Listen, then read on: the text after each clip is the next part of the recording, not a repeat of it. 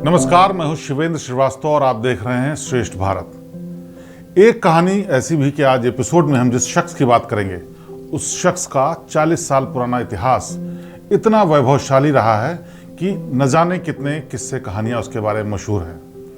आपको जानकर हैरानी होगी कि उसके बारे में इतनी बातें हैं कि लोगों को अलग अलग तरीकों से पता चलते चलते जब भी कुछ पता चलता है तो लगता है जैसे किसी नए शख्स की बात हो रही हो। क्या आपने कभी सुना है कि किसी के घर में शादी हो और इतनी भव्य शादी हो कि शहर में कोई होटल ही खाली न बचे, यहां तक कि मेहमानों को ले जाने के लिए टैक्सियों के लिए भी मारामारी हो जाए? क्या आपने कभी सुना है कि किसी शख्स को जेल में जाने के बाद इतने पैसे जमा करने पड़ जाएं कि उसको जमानत के लिए 10,000 करोड़ रुपए जमा करने पड़े?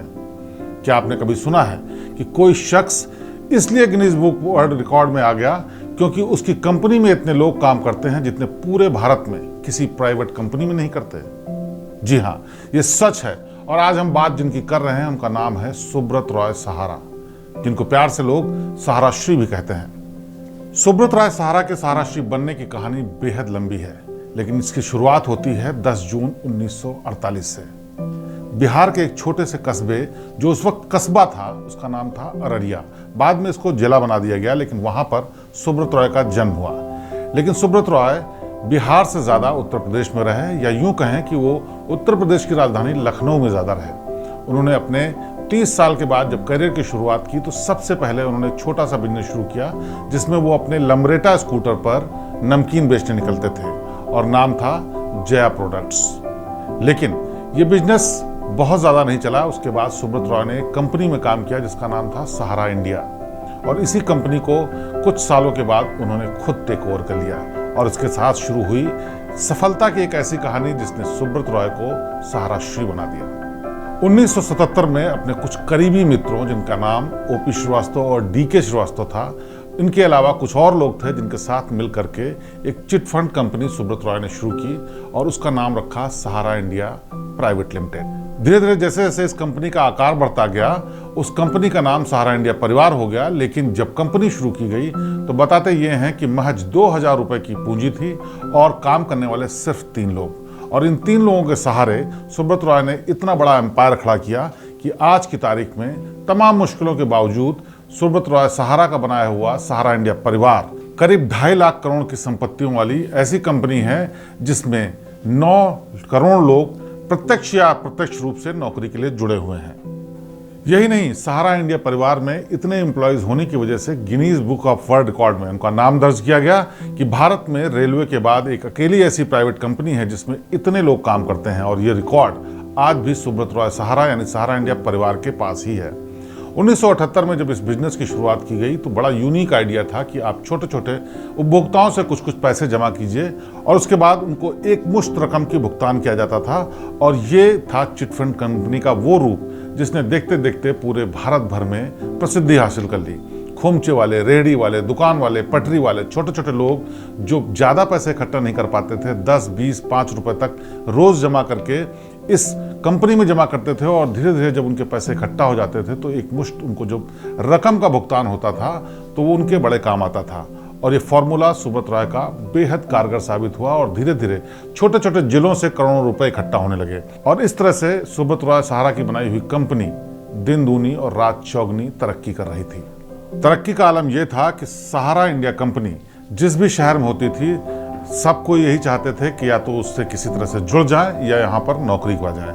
और धीरे धीरे इसकी साख इतनी बढ़ने लगी कि सुब्रत रॉय ने तमाम कंपनियां और लॉन्च की, जिसमें सहारा इंडिया फाइनेंशियल कॉर्पोरेशन लिमिटेड के अलावा सहारा इंडिया हाउसिंग लिमिटेड, सहारा इंडिया इन्वेस्टमेंट लिमिटेड, यहाँ तक बैंक, यहाँ तक कि IPO लाने की भी योजना बनाई। और 2009 में सुब्रत रॉय सहारा ने सोचा कि वो IPO ला करके लोगों से पैसा इन्वेस्ट कराएंगे और इस कंपनी का रूप और बड़ा करेंगे। यहाँ तक कि सहारा ने एक बैंक भी खोल लिया जिसको बाकायदा मान्यता मिली और उसका संचालन भी शुरू हुआ।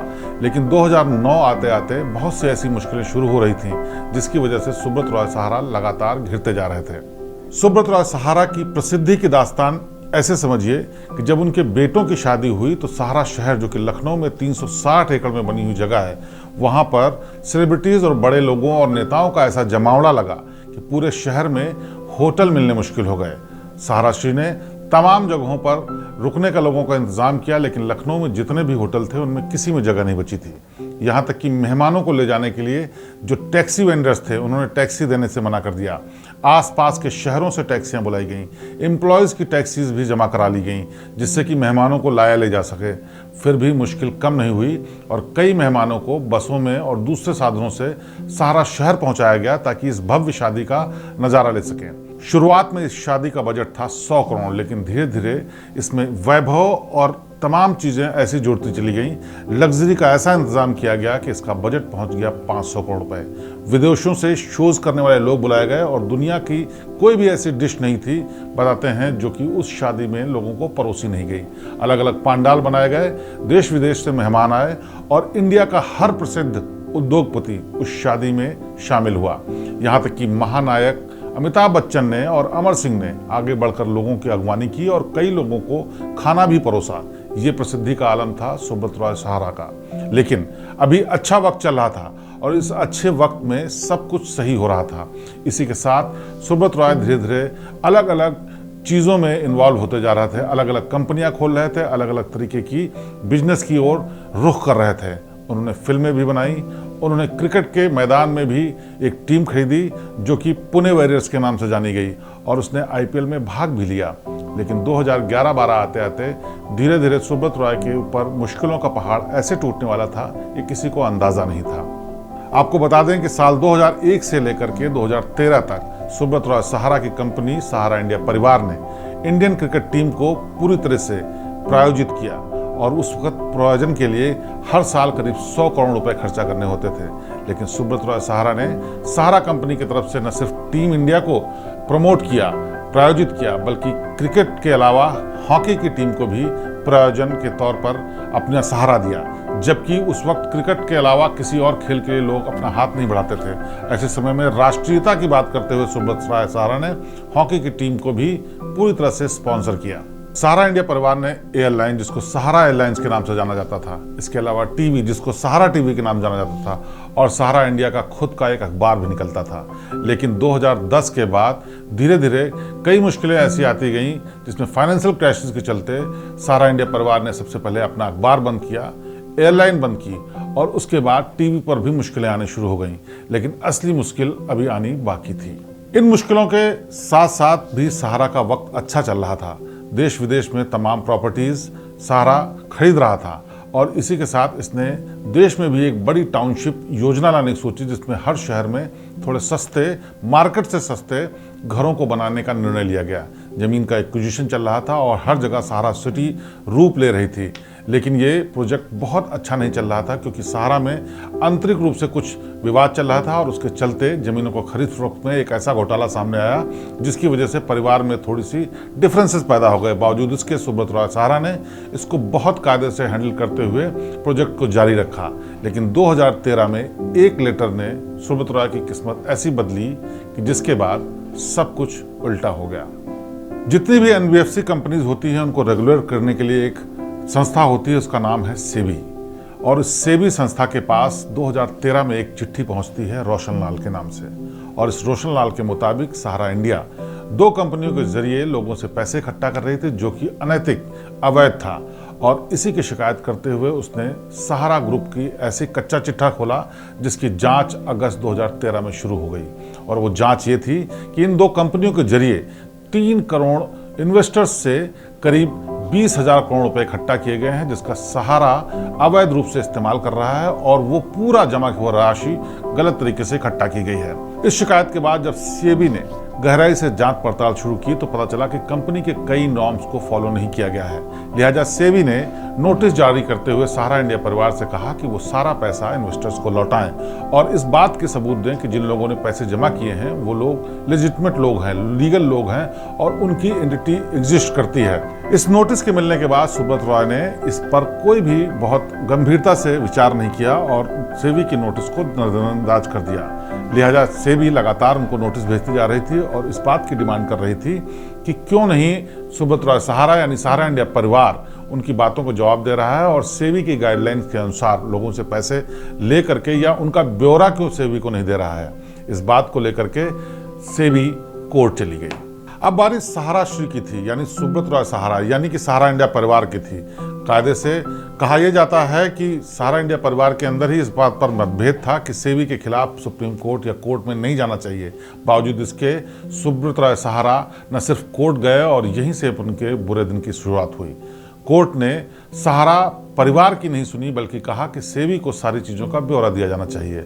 और इसके बाद सुब्रत रॉय ने एक ऐसा कदम उठा लिया जो कि न सिर्फ ऐतिहासिक था, बल्कि आज भी सेबी के अधिकारी जानते हैं कि ऐसा कदम किसी भी बिजनेसमैन ने नहीं उठाया।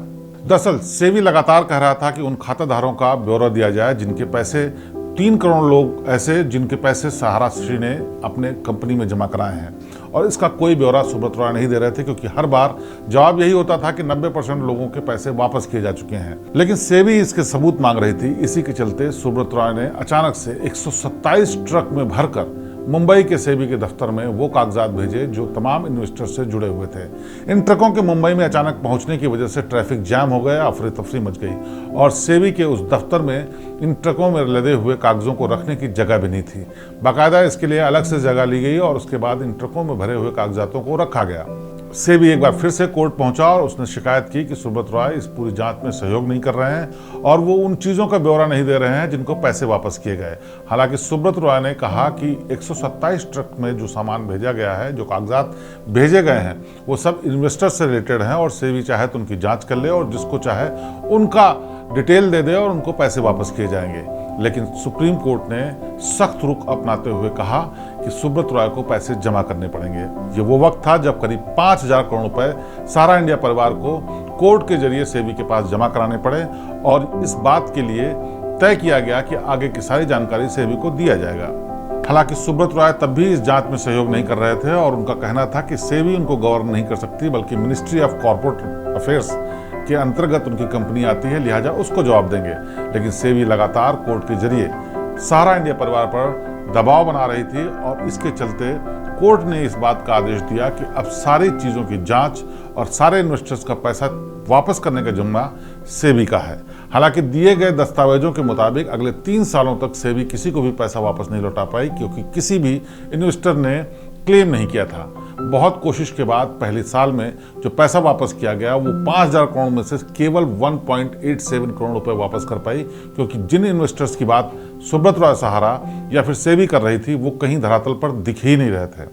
सेबी और सहारा इंडिया परिवार की खींचतान लगातार चल रही थी और सेबी लगातार इस बात का नोटिस दे रही थी कि उनके पास बाकी के भी पैसे जमा करा जाएं, जो कि 17,000 करोड़ रुपए के आसपास होते थे और उस पर ब्याज लगाकर उस वक्त 20,000 करोड़ रुपए तय हुए थे। बावजूद इसके सहारा श्री नहीं चाहते थे कि किसी भी तरीके से पैसे जमा कराएं। सेबी इसके लिए लगातार कोर्ट जा रही थी और एक दिन आखिरकार कोर्ट ने फैसला दिया कि इस पूरे मामले में सुब्रत रॉय सहारा को गिरफ्तार किया जाए। ये एक ऐसी खबर थी जिससे तमाम बिजनेस के हलकों में चर्चा का विषय बन गई। पॉलिटिशियन से लेकर बड़े राजनीतिक जितने भी लोग थे उन लोग हैरान रह गए कि कैसे सुब्रत रॉय के खिलाफ गिरफ्तारी का वारंट हो गया। लखनऊ के जिस घर में वो रहते हैं उस घर का एरिया है 360 एकड़। कहा यह भी जाता है कि उस सहारा शहर को उन्होंने अवैध रूप से बना रखा है, लेकिन जिस वक्त गिरफ्तारी हुई सुब्रत रॉय उसी घर में थे, लेकिन किसी की हिम्मत नहीं थी कि उनको गिरफ्तार करके ले जाया जाए। हालांकि बाद में लखनऊ की गोमती नगर पुलिस ने उनको नोटिस थमाया, कोर्ट का सम्मन दिया और उसके बाद कहा कि आपको गिरफ्तार किया जाता है। लेकिन उस वक्त की सरकार ने सुब्रत रॉय को सपोर्ट करते हुए इस बात की इजाज़त दी कि सुब्रत रॉय अपनी गाड़ी से लखनऊ से दिल्ली का सफ़र करेंगे, और वो गाड़ी थी मर्सिडीज़। उस मर्सिडीज़ से गाड़ी से कोर्ट में पहुंचे और वहां पर उनको गिरफ्तार करके जेल भेज दिया गया। 14 मार्च 2014 को कोर्ट के कंटेम्प्ट में और निवेशकों का पैसा न वापस करने के आरोप में सुब्रत रॉय सहारा को लखनऊ से गिरफ्तार कर लिया गया और उनको जेल भेज दिया गया। लेकिन जेल में रहने के दौरान भी सुब्रत रॉय लगातार इस बात की लड़ाई लड़ रहे थे कि उन्होंने जो पैसा जमा किए हैं वो इन्वेस्टर्स को वापस किए जाए और उन्होंने किसी का पैसा नहीं मारा है। इसके पीछे की कहानी ये भी है कि आखिरकार क्यों इन्वेस्टर्स सामने नहीं आए और इतना पैसा जमा होने के बाद किसी ने भी क्लेम नहीं किया कि ये पैसा उनको वापस किया जाए। कहा यह जाता है कि ये तमाम पैसा वो काला धन था जो तमाम बड़े पॉलिटिशियंस, तमाम बड़े सेलिब्रिटीज़ और तमाम रसूख वाले लोगों ने अवैध तरीके से सहारा ग्रुप में शामिल किया था, जमा किया था, इन्वेस्ट किया था और उसके एवज में उनको मोटी रकम ब्याज के रूप में मिलती थी। लेकिन जब ये सारा मामला भरभरा कर गिर रहा था, सेबी की जांच चल रही थी, इस पर उंगलियां उठ रही थी, तो वो लोग सामने नहीं आ रहे थे, क्योंकि अगर वो सामने आते तो पता चल जाता कि आखिरकार ये किसका काला धन है। और उसको करने का तरीका ये था, जो कि जानकारी में के मुताबिक इन सारे जमा किए हुए पैसों के छोटे छोटे अकाउंट खोले जाते थे। अगर किसी ने 50 करोड़ रुपए जमा किया तो उसके हो सकता है 5000 अकाउंट खोले गए हों और उसके हिसाब से जो रकम आती हो वो किसी भी बेनामी नाम से जमा की जाती हो। इसीलिए जब संख्या गिनी गई तो करीब 3 करोड़ इन्वेस्टर्स निकले और 17,000 करोड़ रुपए का बड़ा अमाउंट निकला। लेकिन जमा करने वाले लोग सामने नहीं आ सकते थे, क्योंकि ज़्यादातर लोगों के नाम फर्जी थे। इधर सुब्रत रॉय जेल में थे और उधर कोर्ट की तरफ से लगातार दबाव था कि वो तमाम लोगों के पैसे लौटाएं। सुब्रत रॉय के वकीलों की तरफ से कहा गया कि उनके पास जमा करने के लिए पैसे नहीं हैं, क्योंकि उनके सारे खाते फ्रीज कर दिए गए हैं और उनकी कंपनियों पर काम करने की रोक है। लिहाजा इस अपील के बाद कोर्ट ने एक ऐतिहासिक फैसला दिया, जिस फैसले के मुताबिक तिहाड़ जेल के भीतर सुब्रत रॉय एक दफ्तर खोल सकते थे और उस दफ्तर के जरिए बैठकर वो देश विदेश में अपनी संपत्तियों का सौदा कर सकते थे, ताकि वो उससे मिलने वाली रकम को सेबी के पास जमा कराए। और इस कोशिश के लिए एक लेविश दफ्तर वहां पर बनाया गया, जिसका महीने का किराया था 30 लाख रुपए। तिहाड़ जेल के भीतर डिप्टी वार्डन के ऑफिस को कन्वर्ट करके वहां पर सुब्रत रॉय के लिए दफ्तर बनाया गया और यहां से वो अपनी बिजनेस डीलिंग भी करने लगे।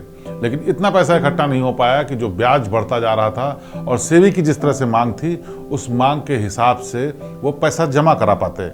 लिहाजा एक तरफ जो कोर्ट में जमा पैसा था, सेबी के पास जमा पैसा था, उसकी रकम बढ़ती जा रही थी और दूसरी तरफ सुब्रत रॉय सहारा के जो तमाम बिजनेसेस थे उनमें प्रॉफिट नहीं हो रहा था, उनके एम्प्लॉयज़ को सैलरी नहीं मिल रही थी। आज भी स्थिति यह है कि तमाम एम्प्लॉयज़ को महीनों महीनों सैलरी नहीं मिल रही है, जिसके लिए वो प्रदर्शन भी कर चुके हैं, शिकायत भी कर चुके हैं, बहुत सारे लोग छोड़ भी चुके हैं, बहुत सारे लोग मजबूरी में वहाँ नौकरी कर रहे हैं।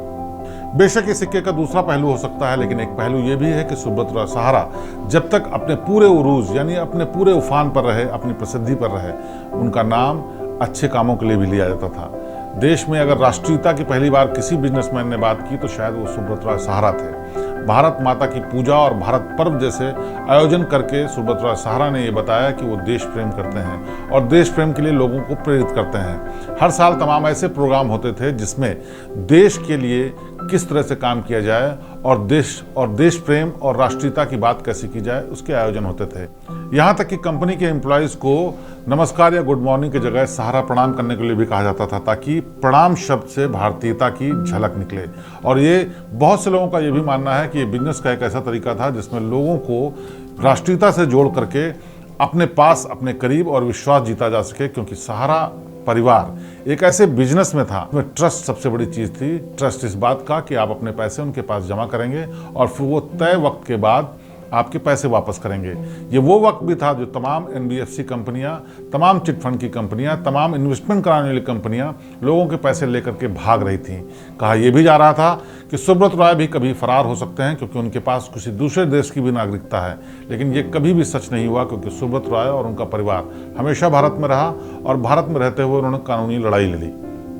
कानूनी लड़ाई लड़ने के दौरान सुब्रत रॉय की जिंदगी में एक ऐसा मोड़ आया जब कोर्ट ने कहा कि अगर आपको जमानत चाहिए तो आपको एक अमाउंट जमा करना पड़ेगा, और वो अमाउंट था 10,000 करोड़ रुपए का। और 10,000 करोड़ रुपए मिलने के बाद दुनिया की सबसे महंगी जमानत मिलने वाली थी सुब्रत रॉय सहारा को।